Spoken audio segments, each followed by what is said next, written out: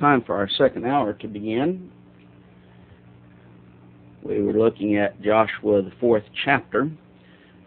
This is Deborah and Barak delivering Israel from the Canaanites. In the first 3 verses, we see the apostasy, servitude, and oppression of Israel by Jabin. Then in verses 4 through 9, Deborah calls Barak to lead the army against Sisera. Sisera being the commander of the army for Jabin and of the Canaanites. And now then we've gotten down to verse 10, where we enter into the actual battle. Thus the battle with Sisera and the Canaanites, verses 10 through 16. The actual battle with Sisera and the Canaanites, verses 10 through 16. In verse 10, Barak called for 10,000 men from Zebulun and Naphtali, and with those 10,000 men, along with Deborah, since we noted in the previous section that Barak said he would not go unless Deborah went with him, even though he should have had that attitude, I'm going to go and do what God wants me to do. He had the attitude, I'll only do it if you'll do it with me. Thus she goes with him, along with the 10,000 men, up to Kadesh. In verse 11, we're introduced to Heber. Heber, the name means ally. And he is identified as a child of Hobab, who was father-in-law of Moses. He was a Canaanite. The Canaanites were allies of Israel, but they were not Israelites. They were just allies. Heber was no longer living with the Kenites and is now living in Zaanaim, which is near Kadesh. In verse 12, Sisera is told that Barak put his soldiers on Mount Tabor. And verse 13, thus Sisera gets all his 900 chariots of iron and his foot soldiers to the river Kishon. He moves east across the valley of Jezreel to engage Barak. This is the time in which this river Kishon would have been dry, and thus he doesn't see any problem with getting these chariots of iron in that area. It is going to, though, lead to his downfall.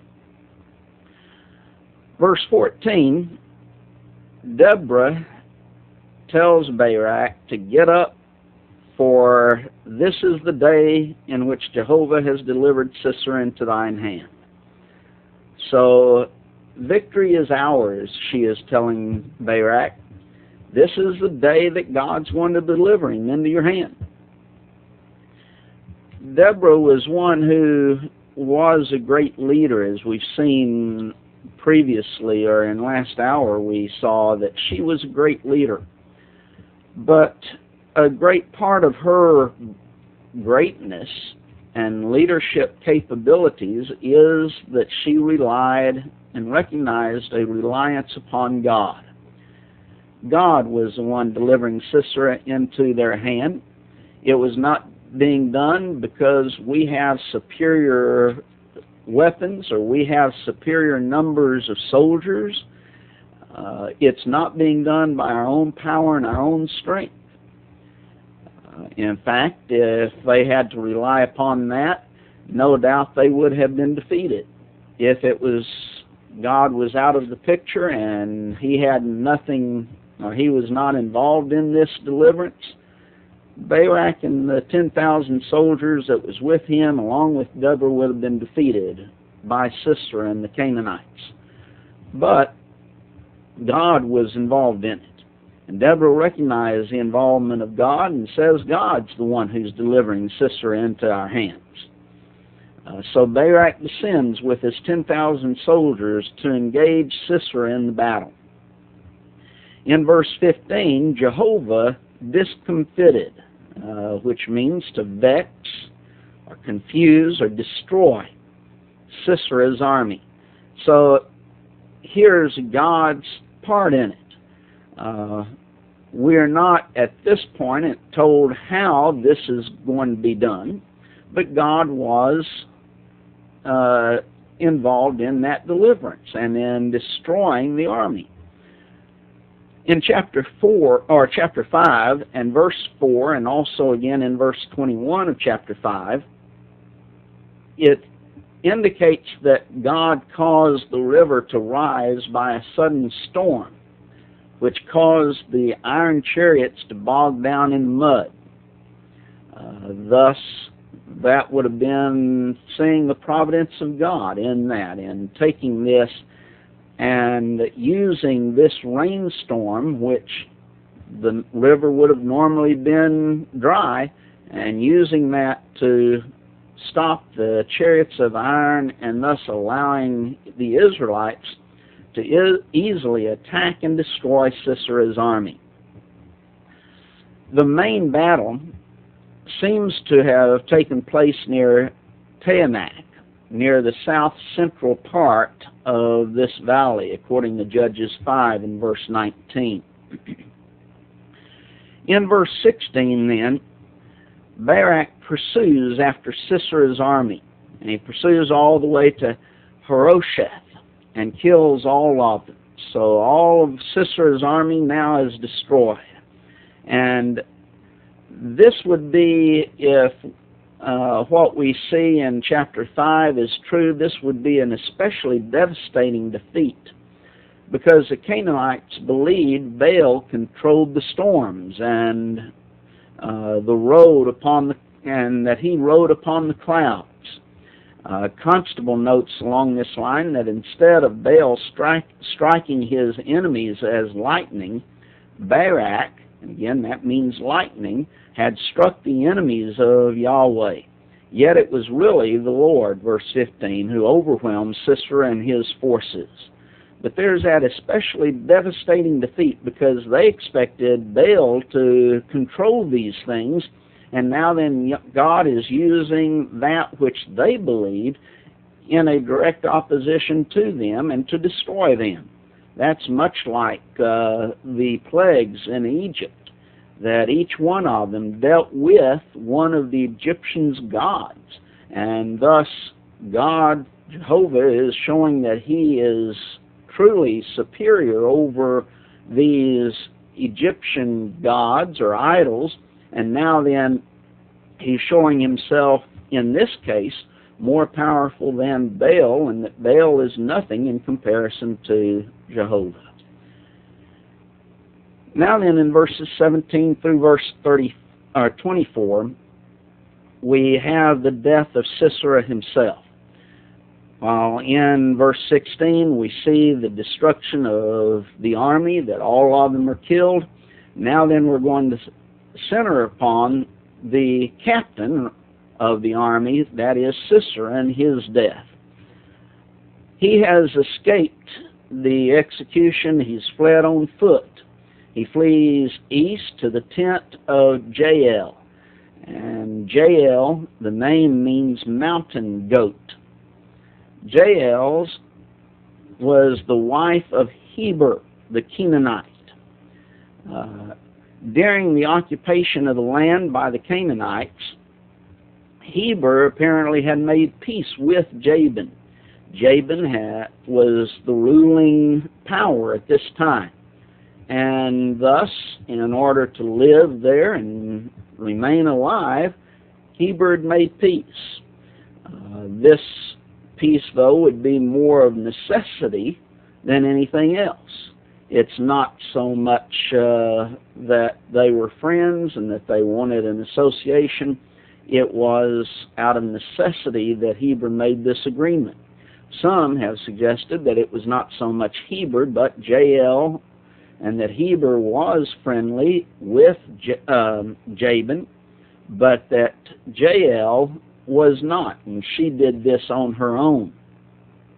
Well, verse 18, Heber is not at home, but Jael welcomes Sisera into her tent. And supposedly offering him safety.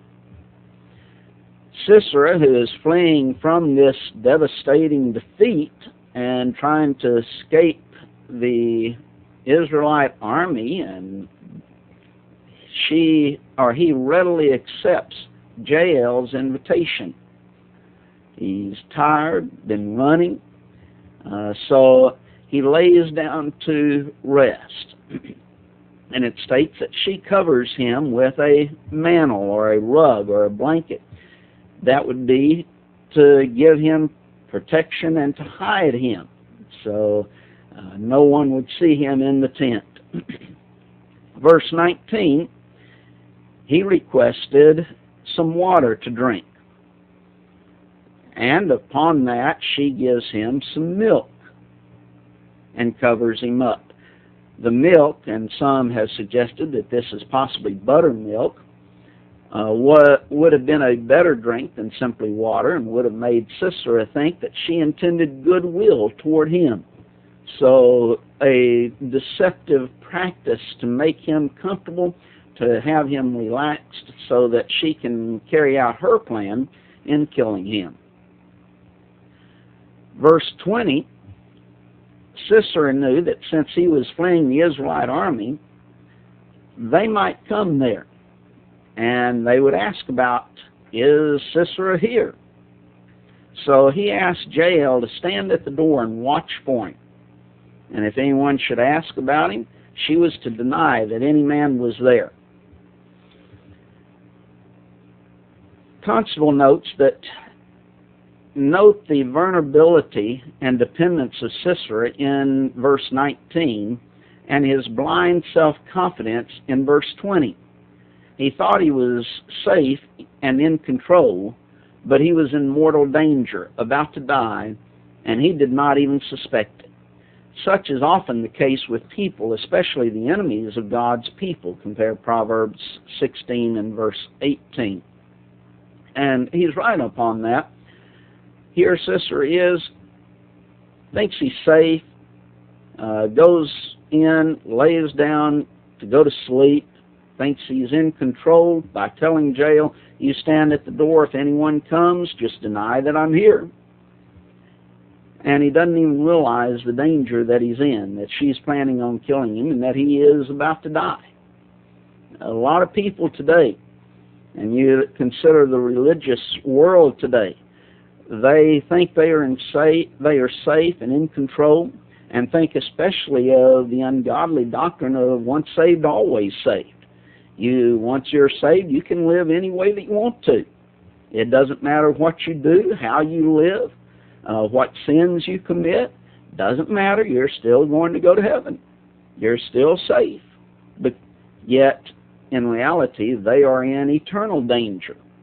They are going to die. They're going to perish. Those who are in false religious groups today, they have been fed all of this false doctrine, and they are now self-confident. They believe they're going to heaven. They think they are safe. And in reality, they're lost and they're undone. They do not realize what's going to happen to them at the judgment, that they're going to be lost. Now, that's a whole lot like Sisera is here.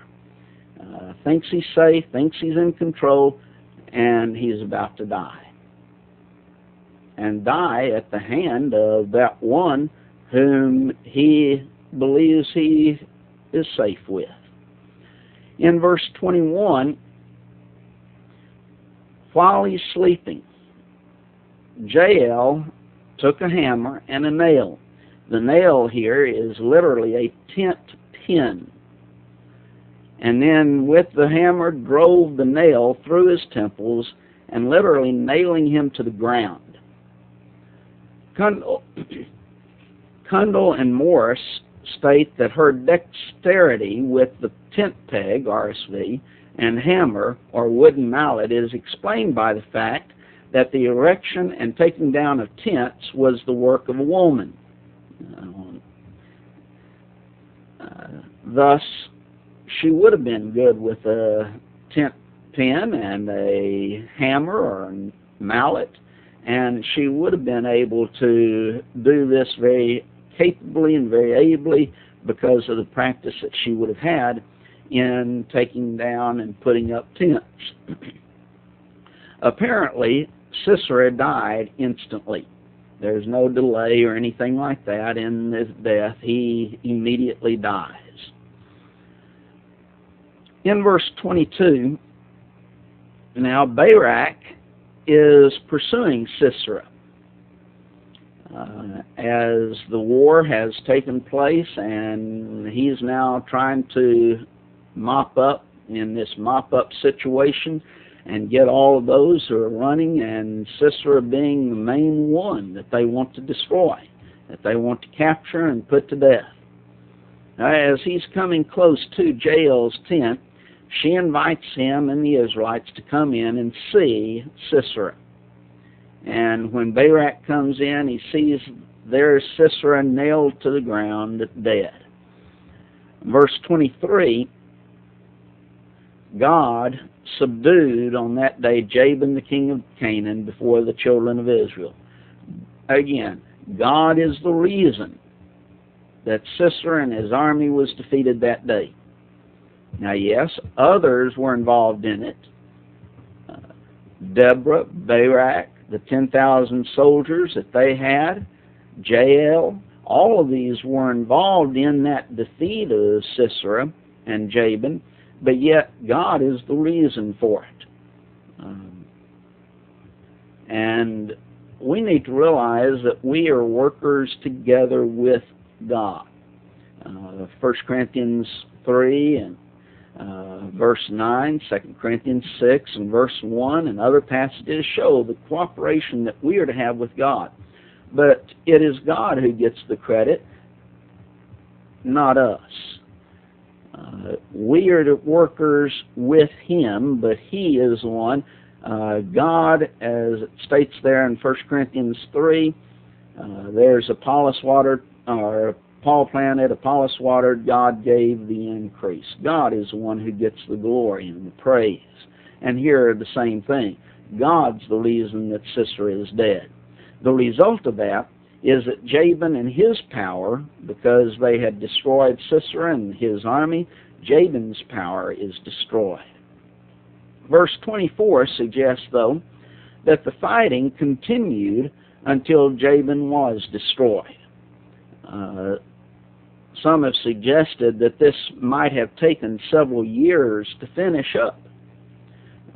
Bob Winton suggests that there is no other mention in the Bible of any further trouble with the Canaanite population. There were many wars and problems with the Philistines and others, but those Canaanites were subdued. They were, by this overwhelming defeat, they were totally destroyed. Their power was gone. They no longer had any strength.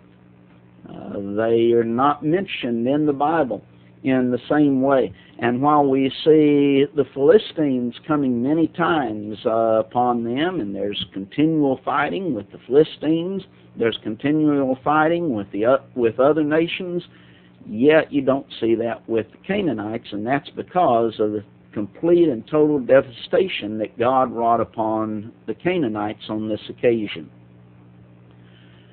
Chapter 5 now really deals with the song of Deborah. In the first 5 verses of this song, and this is a song of praise that she sings to God, it is, verses 1 through 5, praise to the Lord, or praise to Jehovah. Verse 1, there is a restatement of what we had read in chapter 4. But it's stated in a different format and a different way is what we're going to see through this chapter. Chapter 4 deals with it in a prose style, while chapter 5 is more poetic in nature. So this chapter is a song of praise or victory by Deborah and Barak. She is the author of the song, but helped by Barak in singing it. It was the same day God gave them victory over the Canaanites. Pfeiffer writes that this song is, quote, the finest masterpiece of Hebrew poetry, end quote. And then he goes on to state that, quote, it deserves a place among the best songs of victory ever written, end quote.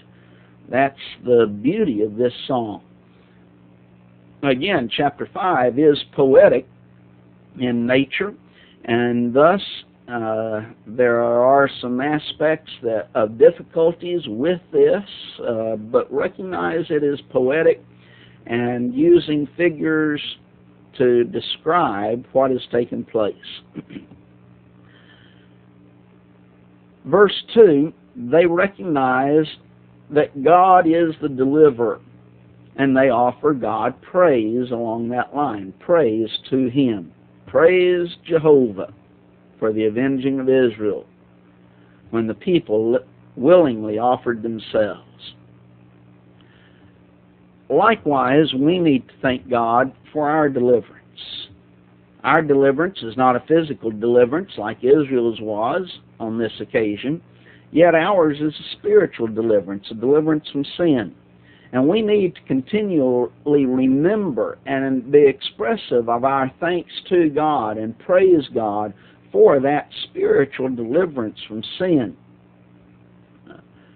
This is, though, not only true in what we say.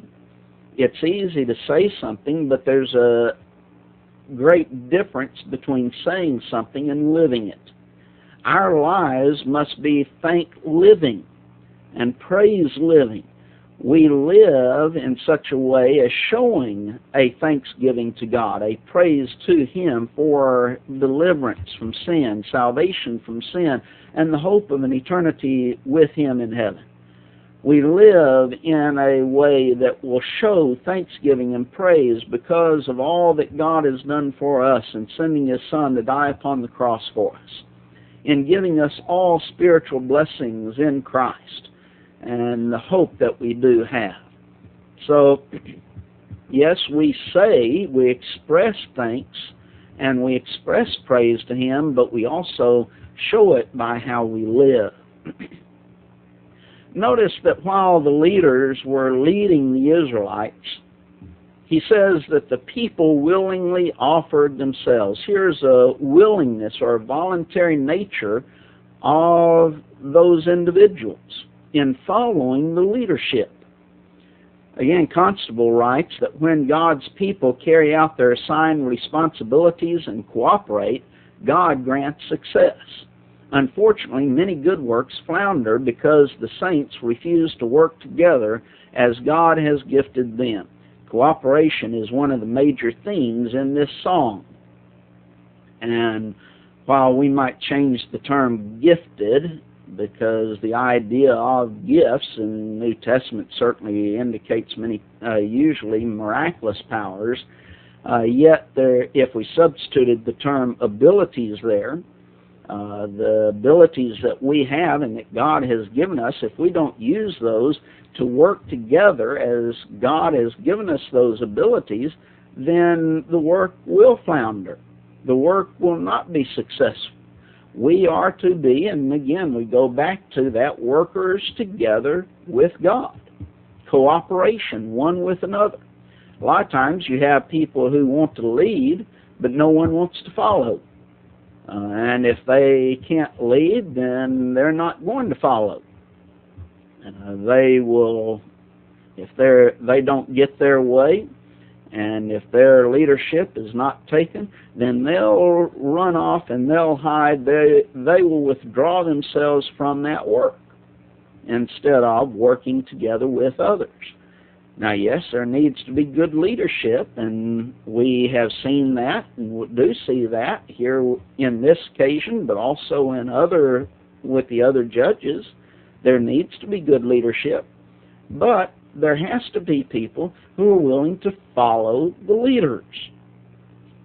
And thus, here they are mentioning, we praise God for avenging Israel, but they also include the people willingly offered themselves. They willingly or voluntarily worked with the leaders and following the leaders to do what the leaders wanted done. So you see, and as you go through this song of praise, we see that aspect of cooperation being brought up over and over throughout this song, a major theme as he puts it in the song. Verse 3, she calls on kings and princes to listen, to give ear, as she sings the praises of God who has delivered them. And again, Israel, by their own power, would not have been able to defeat the iron chariots of Jabin. They would not have been able to defeat the army of Sisera, and they would have remained in subjection in that situation. So there's an immediate recognition of what God has done for them, that God had a hand in this victory. And so there is, I will sing unto the Lord. I will sing praise to Jehovah, God of Israel, because there is that recognition God was involved in this victory. In verse 4, Jehovah, when thou wentest out of Seir, when thou marchest out of the field of Edom, the earth trembled and the heavens dropped, the cloud also dropped water. So God goes from Mount Seir in Edom to Mount Sinai, where he appears to the Israelites in great power, and then drops water. The cloud also dropped water, indicates that there must have been a sudden violent rainstorm, and this causing the Kishon River to flood, and thus the iron chariots to bog down in the mud, as we mentioned in the previous chapter. And this gives that indication of that aspect. Verse 5, the mountains melted, might indicate for us a great earthquake that took place. Constable notes along this line that the description is poetic. We should not interpret it as literal, as a prose narrative. So if being poetic in nature, when it says that the mountains melted from before Jehovah, even from Sinai, from before the Jehovah God of Israel, possibly an earthquake, or possibly just the rain coming down from the mountains and thus taking over and helping to flood that river so that the iron chariots would be bogged down, whichever both ideas have been expressed in understanding that aspect of the mountains melted. In verses 6 through verse 11 now, we have the condition of the people and their deliverance. Verses 6 through 11, the condition of the people and their deliverance. Verse 6, the days of Shamgar. Here is the other mention of Shamgar. We noted as we were looking at him in Judges 3 and verse 31, he being the third judge of Israel, that this is the only other mention of him in the Bible. And thus we do not have a great deal of information. But in the day, she mentions in the days of Shamgar, the son of Anath, in the days of Jael, the highways were unoccupied and the travelers walked through the byways. He is indicating here, or she's indicating here, that the public roadways were not safe during this time in the days of Jael. And how that they had to use the back roads for safety to travel from one place to another place. Wouldn't take the public roads, not safe. So had to go the back ways. Verse 7, the small villages, when he says the inhabitants of the villages ceased. They ceased in Israel until that I, Deborah, rose, a mother in Israel. So here are the villages. These would be the small cities. They're no longer in existence because the people who lived in those small cities had to escape those and go to the larger cities. which would be walled, and there would be fortification there in those larger cities so that they could be protected. Again, Bob Winton writes that she describes herself as a mother to Israel. Her rule as a judge was one which sought the best good of the Israelites. Her administration was one of benevolence and justice. She was not covetous to make money at the expense of her fellow citizens, end quote. So here she mentioned, I rose as a mother to Israel in that way in which she acted toward Israel and the protection that she had in delivering them, the benevolence, the justice that she showed to Israel during this period of time. Verse 8, they chose new gods. Then was war in the gates. Was there a shield or spear among 40,000 in Israel? Or was it seen among 40,000 in Israel? So the people were following after idolatry, is what we see here. They have chosen new gods. Thus they have forsaken God. And that's why they were in the condition that they were in oppression to Jabin and Sisera and the Canaanites. She reminds them of what they had done and the state that they were in when she comes on the scene. They had to keep their weapons hidden from the view of the Canaanites. This is not saying, I don't think, that there was no shield or spear at all in Israel, that they did not have any weapons, because when she commands Barak and the 10,000 soldiers, they had weapons. Thus, it would indicate that they were just keeping their weapons hidden from view. They couldn't bring them out because the Canaanites were oppressing them. Verse 9, the leaders, our governors, placed their lives on the line so Israel could be delivered. When she says, my heart is toward the governors of Israel that offered themselves willingly among the people. Bless ye Jehovah. And that goes along with verse 2. The people offered themselves willingly. Now then the leaders, the governors of Israel, offered themselves willingly also. They were placing their lives on the line, even as the people who entered into this battle were placing their lives on the line. In verse 10, we have three groups that are mentioned in verses 10 and verse 11. The first, those who ride on white donkeys.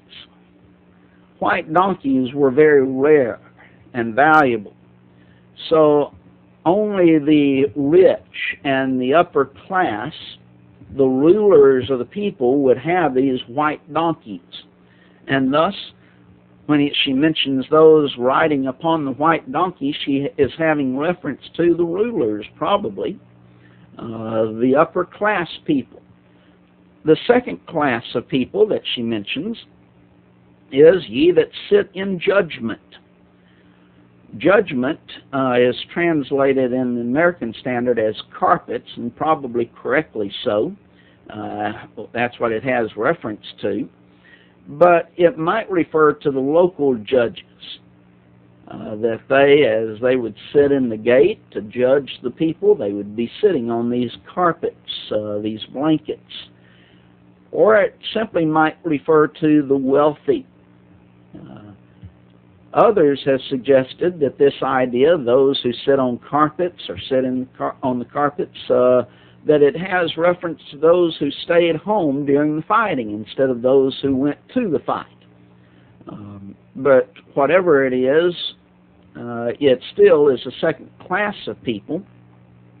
The third class of people that she mentions here in verse 10, those who walk by the way. They would be those who would be poor in nature, those who had to walk wherever they went. They wouldn't have the chariots or to ride in or anything else. They would have to walk, and so it would indicate the poor. So when we look at these three areas, these three groups, it seems to be dealing with the rulers, those who would be rich, those wealthy individuals, and the poor. Well, that pretty much involves all individuals of Israel. In verse 11 then, she mentions that all of them were to speak what God had done for Israel. All three groups involved in, you speak what God has done for Israel, and look what God has done for Israel, and speak of it. Now, previous to this deliverance, it would have been very dangerous to even go and draw water, she's mentioning. But now, even the women could safely draw water. Thus, there's a safety now because they've defeated the enemy. And thus they can go and draw water safely. Even the women could. Whereas prior to that, it would have been dangerous. And she also mentions that God's righteous acts could now be told even in public places. Again, enemies no longer oppressing them. Thus, they can go out into these public places and tell about God's righteous acts, what God has done for them in delivering them. And also in verse 11, she mentions that those who had left the small villages could now return home in safety. While they had to leave those small villages, now then, there's safety that's there, they can return. In verses 12 through verse 23, then, we have the rebuke of tribes who did not help and celebrates victory of those who did help. So there's the contrast that's going to be made in these verses, 12 through 23. The tribes that did not help, the tribes who did help. The rebuke of one, the victory of the other. Verse 12. Thus she says, "Awake, awake, Deborah." So Deborah was to awake and to sing a song of victory. And Barak was to lead the captives out of captivity. Notice the phrase, "led thy captivity captive." That those who were in captivity were now delivered. While they had been delivered from their oppressors, they were still to be servants of God. Well, today, we have been delivered from our enemies, sin and Satan. And now then, we have a new master, a different master. That master is God. We are to be servants of God, no longer servants of sin. Our service is now to God and being a servant of righteousness. Romans, the 6th chapter, deals with this. The entire chapter deals with it. But verses 16 through 18 shows that we were the servants of sin. But you've obeyed from the heart that form of doctrine that was delivered. As a result of that obedience from the heart to that gospel obedience in being baptized, that is, baptized into Christ's death, is buried with Him by baptism into death, and raised with Christ to walk in newness of life, verses 3 and verse 4, at that time, being then made free from sin. You see, we've been freed from that. We've been delivered from sin. Being freed from sin, you became the servants of righteousness. We now have a different master. This also shows us that Deborah was the leader while Barak was the commander of the military. That she was to awake and utter a song. Barak was to lead thy captivity captive. So he was the commander of the military while she was actually the leader. Verse 13, then he made him that remaineth have dominion over the nobles among the people. So the remaining ones had dominion over their former captives. And even though she mentions a smaller army, they were still able to defeat the mighty. That the Canaanites and Sisera had the superior force. But as far as from a physical standpoint, but of course God was with Israel and with Barak and Deborah as they go to battle, and thus they are able to defeat the mighty. Verse 14, fighters came from Ephraim, Benjamin, Zebulun, and Machir, which was the western Manasseh, or Manasseh on the west side of Jordan. Ephraim states that there was a root of them among Amalek. King James, the American Standard, has it came down, they whose root is in Amalek. It might mean that they came from the region the Amaleks had formerly occupied. Or it could possibly mean that some of the Ephraimites rebelled against God's will, but they still responded to Barak's call to arms. The latter view, that some of these rebelled against God, but they still responded to Barak's call to arms, would be seemingly harmonious with Ephraim's state later on being used to represent idolatry. Often Ephraim is spoken of as being given over to idolatry. Ephraim standing in that case for the entirety of the northern kingdom of Israel, as opposed to the southern kingdom of Judah. But that use of Ephraim to represent the idolatry would be harmonious with that view. Verse 15, she discusses those who were involved in the deliverance of this time. And Issachar sent princes to help out in the fight. Reuben could not decide to come to help out or not. Apparently they never reached a conclusion, and so they just remained out of the loop. They did not come and help because they could not decide. It's interesting how that corresponds with a lot of people today who very simply cannot seem to make a decision to get involved in battles. They want to stay clear of it. They want to try and be neutral in things. They want to try and be neutral in the fight against sin and Satan and denominationalism. And thus, they will be condemned. They should have been out there fighting the battle. Reuben should have been. But they just simply could not come to a decision to help out or not. Deborah thus asked why they remained with the sheepfolds, listening to the bleatings instead of coming to the battle. Why'd you do that? Well, the fact of the matter is they just could not make the decision to come. Verse 17, and she mentions Gilead, abode beyond Jordan. Gilead has reference to Gad and Manasseh, and they remained home instead of coming out to help in the fight. She mentions Dan. Apparently Dan loved more money in their jobs more than getting involved to deliver Israel. Constable notes that notable by their absence were the tribes of Reuben, the Gileadites, Gad, and the part of Manasseh east of the Jordan, Dan and Asher. The description of Dan staying in ships, verse 17, may mean the Danites were pursuing commercial activities off their Mediterranean coast.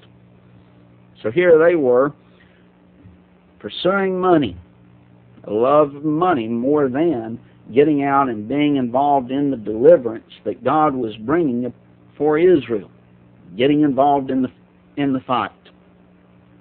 In verse 18,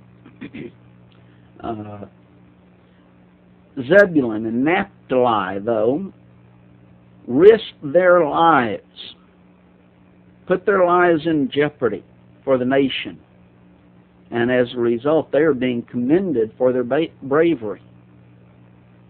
Yes, it takes courage to get on the firing line.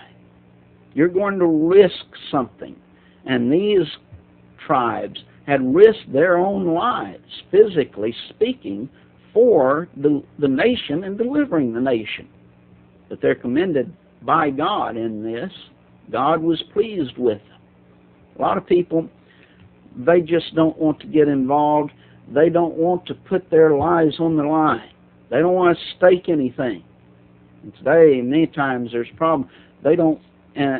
there's a fight with denominationalism and sin and Satan, and they don't want to put their friendship on the line with their denominational friends, and so they go to the preacher and they'll ask him, why, tone down the message, don't mention denominational names, don't condemn the denominations, don't condemn sin, my friend is in this sin and we don't want to offend them.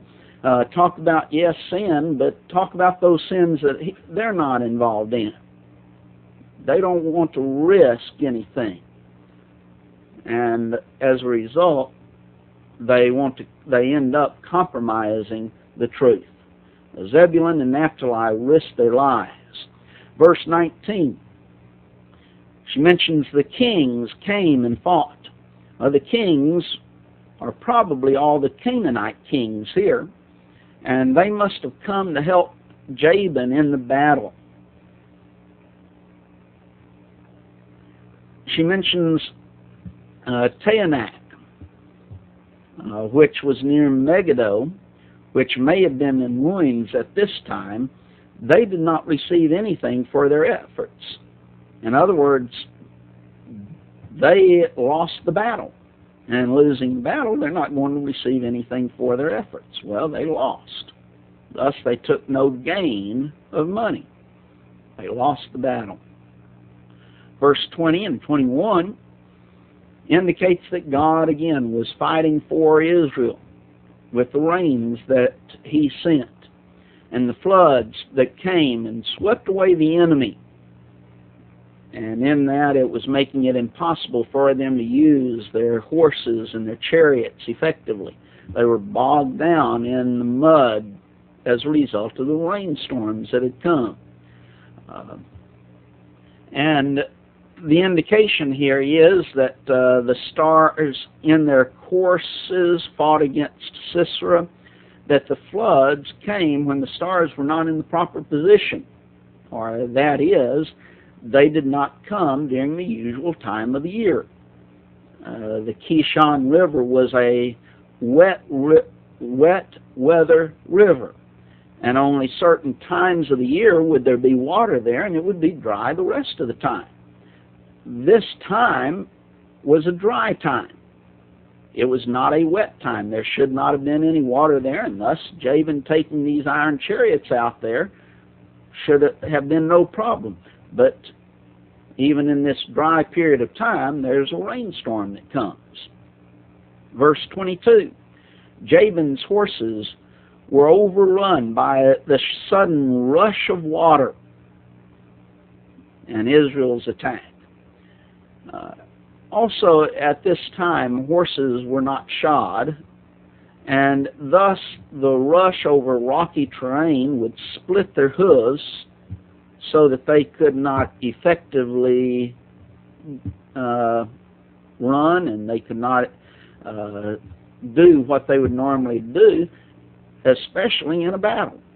They would not be able to move quickly. So there's that aspect as well, God helping them out. Verse 23 indicates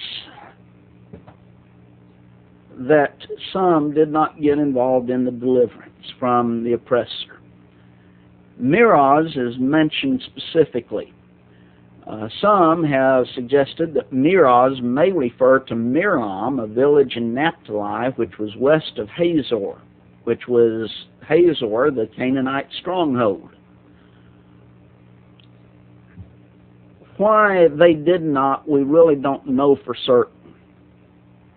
But possibly it was fear of reprisals, that if Israel was not delivered, that they would have reprisals by the Canaanites. And so possibly out of fear, they did not join their brethren in fighting the Canaanites.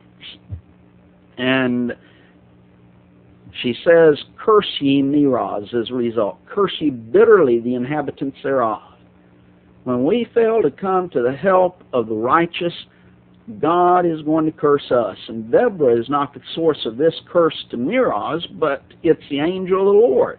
Curse ye Meroz, says the angel of Jehovah. So it came upon them because of their actions in failing to help the Israelites.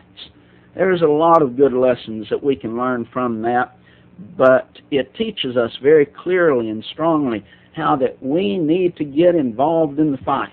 And when our brethren are under attack, we have to come to their help. If we fail to come to the help of the righteous, then likewise we're going to be cursed.